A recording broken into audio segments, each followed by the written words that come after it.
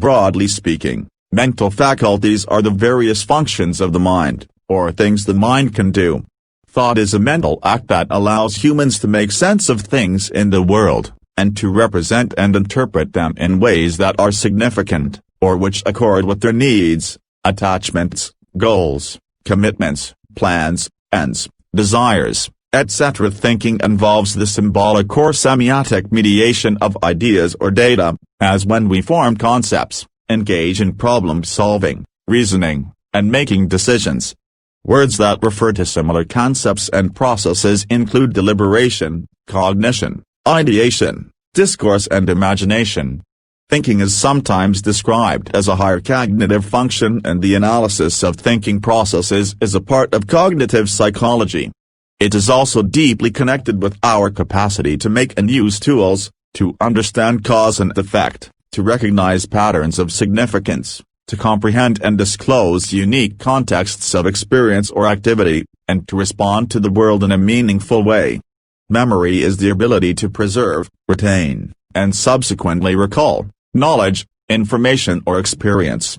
Although memory has traditionally been a persistent theme in philosophy, the late 19th and early 20th centuries also saw the study of memory emerge as a subject of inquiry within the paradigms of cognitive psychology.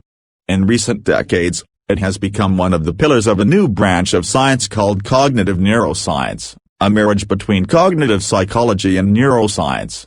Imagination is the activity of generating or evoking novel situations, images, ideas or other qualia in the mind.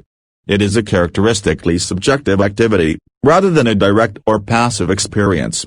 The term is technically used in psychology for the process of reviving in the mind percepts of objects formerly given in sense perception.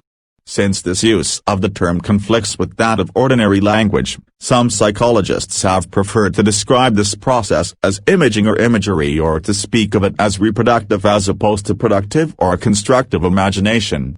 Things imagined are said to be seen in the mind's eye.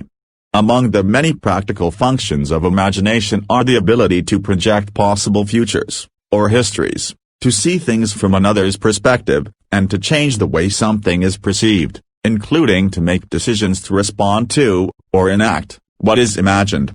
Consciousness in mammals, this includes humans, is an aspect of the mind generally thought to comprise qualities such as subjectivity, sentience, and the ability to perceive the relationships between oneself and one's environment. It is a subject of much research in philosophy of mind, psychology, neuroscience, and cognitive science. Some philosophers divide consciousness into phenomenal consciousness, which is subjective experience itself, and access consciousness, which refers to the global availability of information to processing systems in the brain. Phenomenal consciousness has many different experienced qualities, often referred to as qualia. Phenomenal consciousness is usually consciousness of something or about something, a property known as intentionality in philosophy of mind.